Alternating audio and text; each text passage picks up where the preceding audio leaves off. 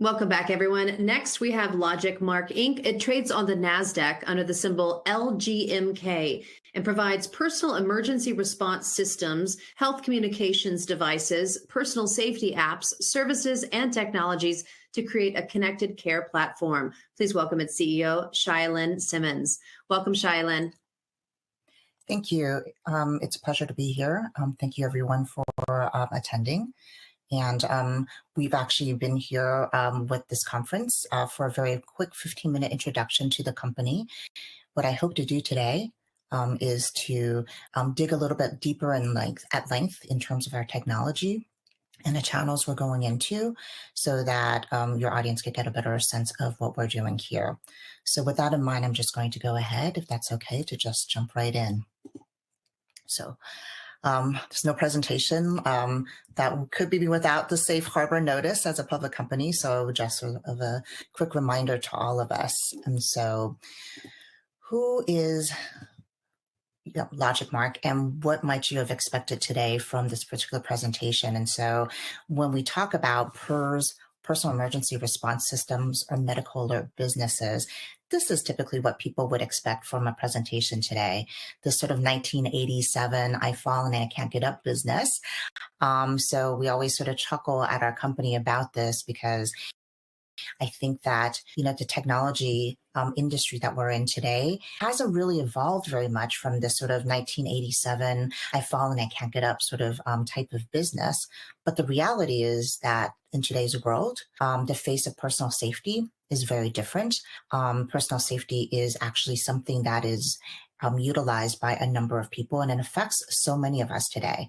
And so, as we might know, there is a huge generational shift that we are facing today. And so we are literally looking at generational shifts that we haven't seen in multiple decades. And this is why we think that when one comes to a sort of a presentation about personal safety and PERS units and so forth, this is really what people expect to see. But what we're really looking forward to showing you is how different the technology for this particular type of business can be and should be.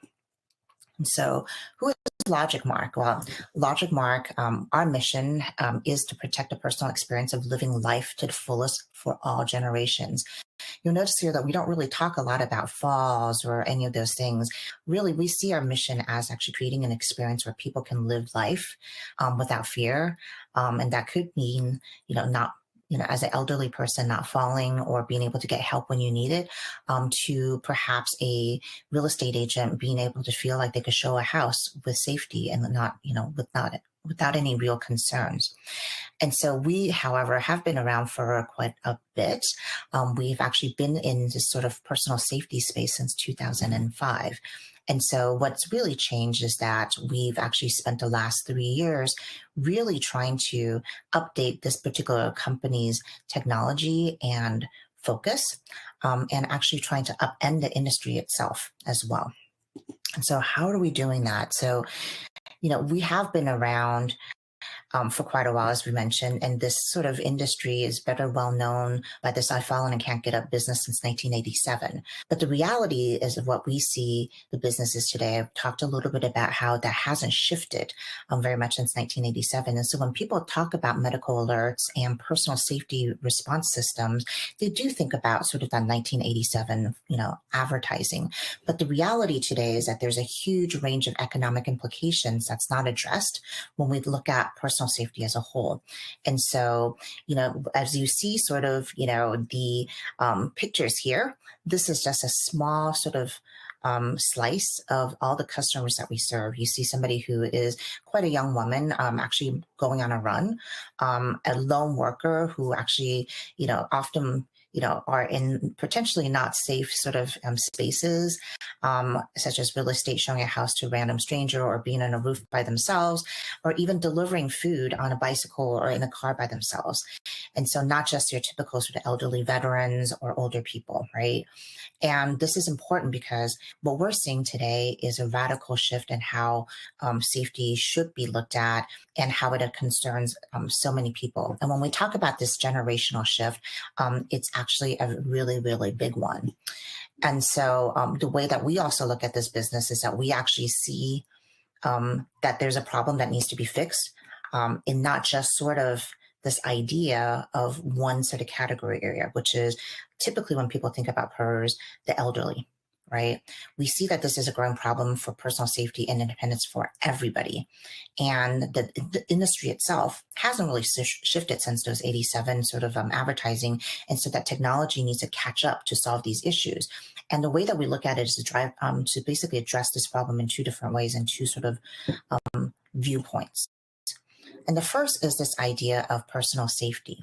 And so, not the traditional sort of approach to this. And the reason why is because these statistics don't lie. According to a recent Gallup poll, personal safety fears are at 3-decade high. And so in the time that they've been doing these Gallup polls about, personal safety fears, this is the highest they've ever seen, 3 decades. 66% of adults are avoiding social and outdoor activities due to fear of personal crime. And that could be anything from getting mugged on the street or, anything that sort of could happen, people going out on runs and getting assaulted. And so, arguably, these stats, we've seen it in the news, but the stats are very, very stark, right? 53% of women are afraid to walk alone at night near their home. And so this particular smart personal safety market is projected to reach about 33.5 billion by 2030, which is about a 12.7% CAGR. And so again, not your traditional sort of concept when we think about PERS or, personal safety at all, when people talk about the personal safety industry, right? It is about personal safety for so many people. But of course, we also have this approach of a very, very large, what we call silver tsunami that's actually hitting our society today. And what does that mean? Well, 10,000 baby boomers are actually turning 65 daily. So by the time 2040 rolls around, close to 1 in 4 Americans will be 65 plus. And why is that important? And why does that affect everybody, not just the aging population, the 10,000 plus that's turning 65 every day? The reality is because twofold. First is that when we look at basically 65 plus, population, that 65 population, 1 in 4 of them, according to the CDC, actually will fall. And so once you have one fall, your chances of falling are actually astronomically higher. And so it becomes very much of a detriment to your health as you're aging. We are all aging and living a lot longer, but along those lines, falls often is very impactful on sort of how you can live your full life if you actually have one, and it impacts your health. And so this is really important for people to actually get the help that they need within the first hour, which is called the golden hour by the medical community. And so there are oftentimes we hear stories about, aging loved ones who fell, but because they live apart from their family members, lie there for an entire day, and their health outcomes are often worse because they don't get help within that golden hour that the medical community talks about. But it's really not just about this close to 1 in 4 Americans, which is, 25% of Americans is not a small industry. The reality is that it's not just the people who are aging that we are concerned about, but it's actually the people who are caring for them. And there is a huge caregiving gap. And what does that look like? In 2019, a survey was done, and we were going to experience basically a more than 350,000 person caring gap, which means that people who normally you could have hired to help your family members live independently, we were going to experience a gap for those in-home care folks. Post-COVID, and there's been not an updated post-COVID sort of data on that, we know that the numbers are even worse. So it's actually a really good time for technology to come in and actually help those caretakers be able to watch more people as much as possible. But also the impact here for us is that the reality is that all of us are caretakers, so many of us, right? That's the 1 in 3 millennials and more than half of Gen Xers. We are all today caretakers for our elderly loved ones, but also those who are younger. And those who are younger could be college-bound students, leaving the nest for the first time, teenage daughters or sons going on a run by themselves. And so when we look at that gap, that means that these industries of independent living and living life to the fullest for the younger set, as well as living life independently for the elder set, intersect. because that sandwich generation, the 1 in 3 millennial and half of Gen Xers, are concerned about the, safety and security of both of the people that they care for on both sides of sort of the gap in the sandwich generations. And so this is actually the market that is very rich and full. The market opportunity here for the aging population is 17.26 billion by 2028, right? And so really excellent opportunities for us to sort of attack. And again, an industry that has not quite evolved since the days of let's put a device on your parent. Since we're watching your home, we might as well put a device on your parent as well and watch them as well. And the reality is I think as a, Gen Xer, millennial, we don't think that that's enough. We grew up in an age of technology and connected IoT world, and this industry hasn't really caught up from a tech perspective. And that's important because we really believe that, the world that the sort of personal safety space has been in has been what we call reactive technology. And so that means that we try to get you help as quickly as possible, but it tends to be fairly static, and you hope that the people who fall can push a button and do all of those things. And so this as a company, when we were started in 2025, 26, have been what we call the one-time revenue type of company. We sold hardware only. We've done a great job in terms of margin. Our margin used to be 60%. In the 3 years that we've been here, we've moved the margin from 60% to 67%. And this company also predominantly in the past had been a B2G business, a business to government business. And so one-time fixed revenue, 60% margin was great.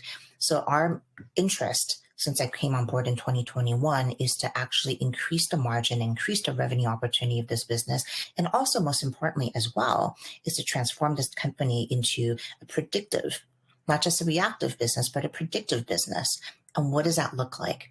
So when we talk about predictive technology, that means that we're going to try to gather that data to see whether or not we can actually prevent you from having a fall, to give you an indicator of whether or not you're more at risk for a fall or not, as well as, most importantly, really understand whether or not something is a fall or not, because there's a lot of false positives that happen in this particular industry.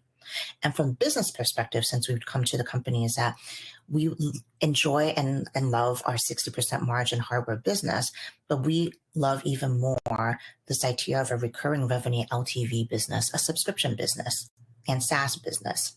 And so that means that, since I've been here, we've raised the revenue of the hardware margin to above 65%. But now we're going to layer on top of that a recurring monthly subscription from customers. And that could be a $19.99, $24.99 recurring monthly revenue.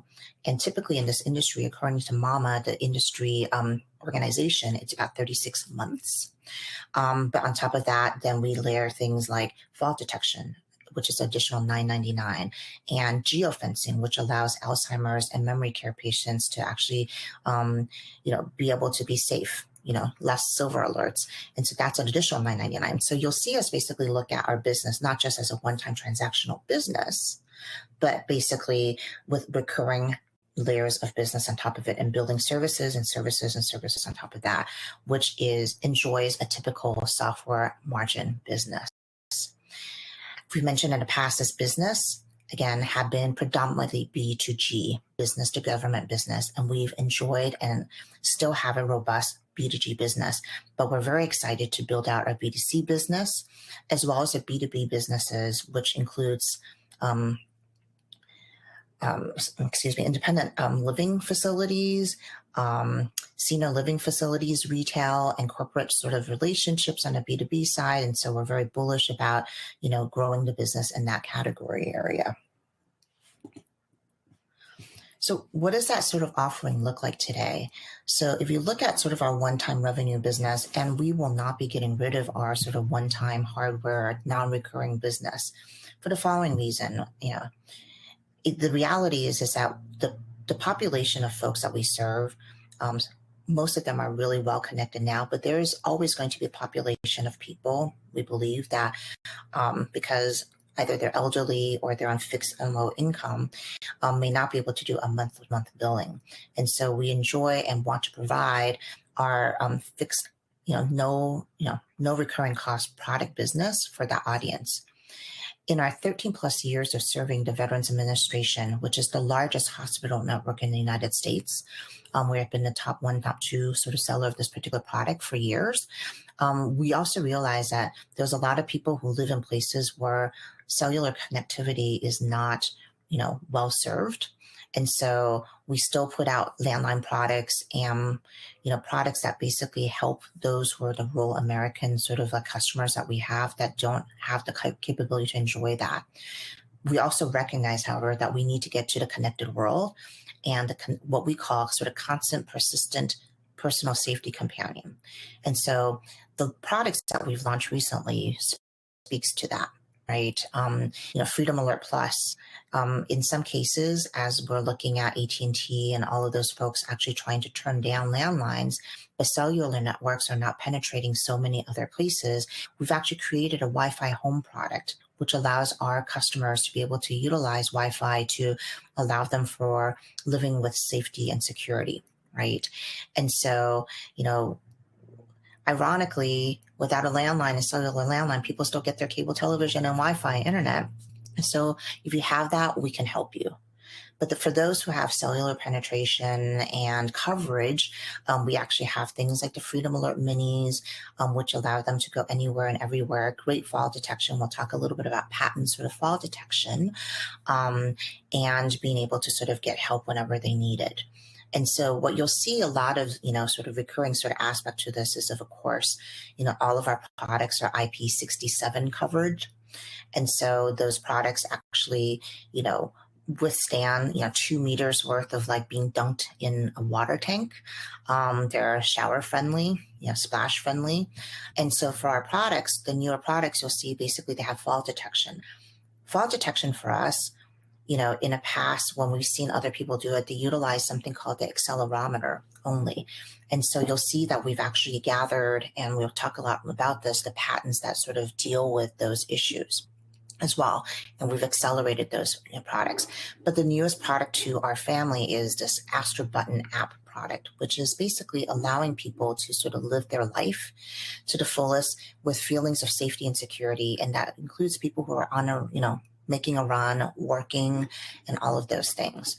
And so it really also provides us with the opportunity to basically form partnerships with people.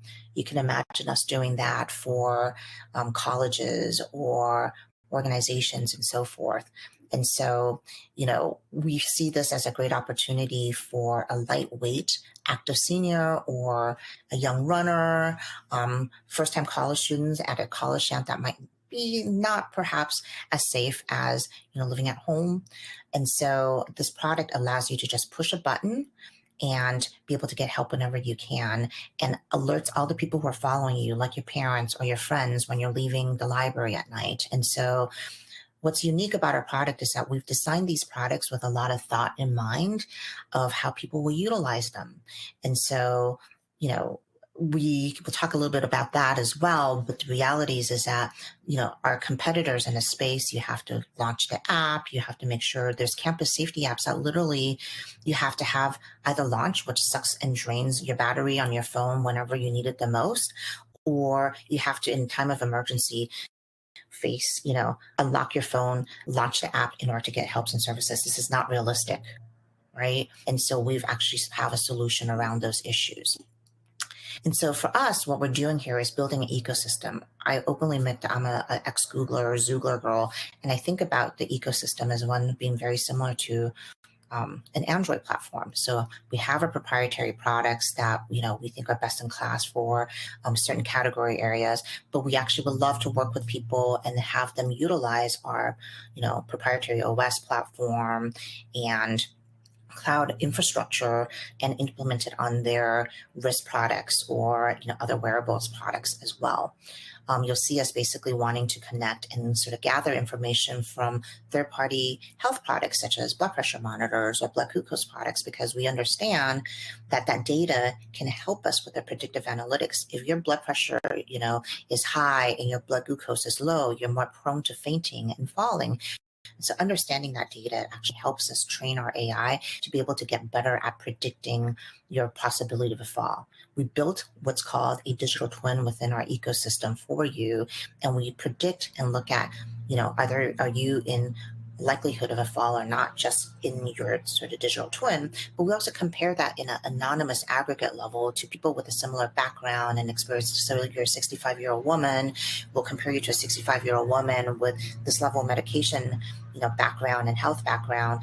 And so we see that this aggregate of people with similar patterns, 3 to 6 months later had a fall. We are able to sort of better analyze to say, like, you're much more at a risk for a fall because of the pattern of data that we have on you, so that we help your caretakers and help the individual to basically get helpful technology in front of them to avoid that initial fall. Maybe it's a walker, maybe it is a cane, whatever that will help them, not get into that first fall at all. And so not only are we looking at predictive data, but also being able to basically say, is this really a real thing or not as a fall? And so those things are a concern to me, because what we don't want people to do is to turn off fall detection when they need it the most. So we're really trying to reimagine this industry. And so all of the things that we're talking about probably is somewhat interesting, sort of connected, what don't we have this already? But the reality is that this is not something we have today for this particular industry, right? It's been sort of devices that's done by people who are not really technology company folks, and building technology that is just sort of bought off the shelf, no sort of interest in building IP and better technology around this. And so our interest is to build and reimagine a sort of industry that is about personal safety, interconnectivity, cloud connectivity, so that we can actually help you better predict, these sorts of scenarios that come up. Connected care village, so that if you're a runner, your sorority sisters or your friends could track, so that, that you're sort of safe when you're out running, right? You push the button if they can, and they can actually come and help you with their geolocation, right? Continuous updates, because, we expect this from a car now. Your geo maps, right, in a car when you're trying to navigate somewhere. Those things have to be continuous updates so that you don't look like you're driving on a stretch of road that doesn't exist. We should expect that from our devices in personal safety as well. And again, personalized. We should know and be able to say, are you in a good situation for you? And also comparatively from an aggregate level, do we feel like you're actually doing well and we can help you? And so we win because, again, as a caring platform, as a service, we're going from reactive to predictive. We have to own key proprietary technology that's crucial, because you cannot be a real tech company and for people to invest in if you don't actually own and develop proprietary technology, right? Partnerships for success. Again, I'm a Zoogler. And so I'm a believer in that sort of Android ecosystem idea. So like, we build our great technology, but we actually open that system up so that other people can utilize that as well. If you think about how Android works, they have the Pixel, but they also work with Samsung and LG and so forth for their phones as well. Think of us as being very much tied to that particular model. And again, this idea is not just about hardware, which is where we were before, but hardware and services bundles, so that we can bring more revenue to the company, not just a hardware margin revenue, which has been very good, 65% and over, but also recurring revenue and SaaS modeling as well. So when we talk about IP, this company is uber aggressive when it comes to IP. We filed 12 new patents since 2021 when I came on board. And so of those, 6 to 7 of them are already published. And that, for even a startup, never mind a public company, is very, very aggressive.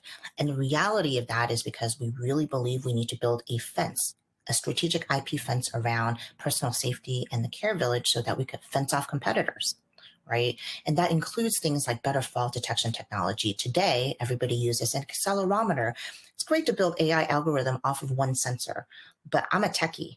And so I believe that one spot of data sensor is not enough. And so we believe in more than that. So you see us actually filing patents, and we have patents around fall detection that utilizes things like accelerometer, gyroscope, and altimeter barometer, because we believe that at least 3 points of data is great, and then additional sort of methods of validation, so that our algorithm can actually detect whether or not what you've experienced is real or not. And that's important, because when fall detection goes off consistently, then people tend to turn them off. And because they turn it off, they don't have it when they need it the most. And people will ask like, hey, well, I could do that with the iWatch. The iWatch fall detection and crash detection is not great. So there was an article that's, the title was my iPhone thinks my iWatch thinks I'm dead. And it spoke about a situation where in a ski town, people were going skiing and their watches were calling 911. And it basically flooded the 911, at the ski town. And so this is not what we want, because then when you have a real emergency, you cannot get through. And then because it's such a bother, people will just say, well, this isn't accurate, so I'm going to turn it off. But when they turn it off, those are the instances when sometimes you need it the most, it's no longer available to you. So the key here is to actually be really good at predicting what a fall is and what's a false positive and what's a real fall. And so this is what we filed patents around, as well as care processing, digital twins, incentive misalignments, and a lot of these things that we think are the barriers to entry for our competitors in the market. And again, super aggressive for not just a startup company. Forget about being super aggressive with 12 new patents in 3 years for a public company, but even more, this is aggressive even for a startup as well. And we know how to file patents and do it in a way that is defensible in the marketplace. We do stand alone against our competitors in the market. We're the only public pure play company in this category space. And so there are companies we compete against on the public side, but they're part of a conglomerate where their core business is not in the space, right? Or small private companies in a time when venture capital and private equity is hard to come by. And so, we are tech-centric leadership. All of us have been at a tech company, both large and, both public as well as startup and early stage. We come to the company with, portfolios and patents and IoT connected care and monitoring and all of those types of technology, geo technology. And our focus is on innovating the personal safety market. When we look at investors, we want them to know that they're investing not just in the revenue of the company, which is crucial, but most importantly, they're investing in a company that develops IP, which is absolutely important and valuable. So go-to-market strategies for us is B2C, B2B, and B2G. We have been very robust and enjoy fruitful relationships since 2013 with the Veterans Administration, largest hospital network in the US, and have been building actively a B2C marketplace that includes Amazon, for example, and then are building very swiftly a B2B channel place.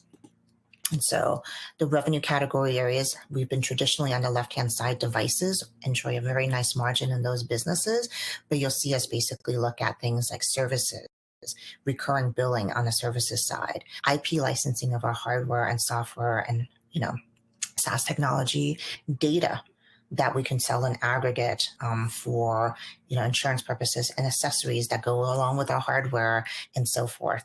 And so we really are trying to expand this company into a multi-revenue opportunity sort of company, and we've are very excited to have launch all of those things and more. So we come to you, as I've mentioned, we're very focused on the type of people we bring to the company as leaders. So all of us have experience in not just a public company perspective, but all of us come with startup experiences. Because the reality is that I always tell people we are a startup with the ticker symbol. We move with the speed of a startup, with the understanding we're a public company and the responsibility it takes to be doing that work. But we want people who are agile, who could think fast on their feet and can actually operate with minimal expenses, which is a more startup mode kind of concept. And that's the kind of team that we bring to you today. So that is what I have for the presentation today, and I'm happy to answer any questions. Great job. Yes, a few questions with the time we have left. Talk a little bit about some of the significant changes you've initiated at LogicMark since assuming the role of CEO. Yeah, so as a company, we, again, the most significant one is that we were a hardware-only company. And so there is only so much margin, and we've enjoyed a very good margin, 60%. And so my job was to basically look at diversifying the sort of revenue opportunities for this company. And we've done that. We've increased the margin for the hardware business from 60 to like 65 plus. And we'll continue to sort of look at, increasing that hardware margin, but we're actually adding recurring revenue models. And so that's almost all pure margin, right? When you start looking at SaaS and recurring billing, We sort of build it once and we license and license and license, right? And that, is what software companies enjoy from a consideration perspective. And this company has never had that. And that's the most significant change we've made. But also the second change is to go from not being dependent on just a government business, but actually trying to diversify to B2C, as well as a much more robust B2B business. And the third is to basically open the lens of how we think about personal safety, which is not just about the elderly and the 1 in 3 millennial and the half of Gen Xers who are trying to take care of them as a sandwich generation folk, but actually those individuals themselves and the younger people that they are actually taking care of as well, which is opening the lens of what personal safety looks like. And so the technologies themselves overlap, and that's actually for us as a company, because we're technology executives, is easy from a tech perspective, but that concept of like who we're targeting is the same. So sandwich generation is helping the elderly, but they're also taking care of themselves and the younger people that they love. And so the product that we're developing and building should be serving all of those people. And so opening the aperture was also one of the most important aspects of what we've been doing recently as well, so that we can actually, again, bring more revenue and customers to our business. So Absolutely. Well, Chia-Lin, do you have any closing remarks for our viewers today? I think the only thing I have to say is that, when we look at this particular business, there's, a lot of people sort of nibbling at the bits and sides of this particular business. But the core ways that we think about this business is that you have to be a real technology company at its core, because technology is transforming every industry. And this is one of the last industries that hadn't been touched by that. And so what you really want to do is the way that we think about the business, which is to invest in technology and IP and developing the best in class technology to serve not just the government business, which we've done, but also to expand that technology so that customers can actually buy the best technology out there. And so, the way I always laugh about it is that we were all happy with our Motorola Razr in the past until the iPhone came along. And so, we like to think that we're the type of company that's actually trying to completely change the paradigm of how people think about, the industry, the way that, the iPhone changed the way that people thought about what phones could be doing. So. Wonderful. Well, important work you're doing. Thank you so much for giving us this in-depth presentation. We look forward to following you along with some updates in the future. Thank you so much for the time. All right, everyone, stay with us. We'll be right back with Unusual Machines.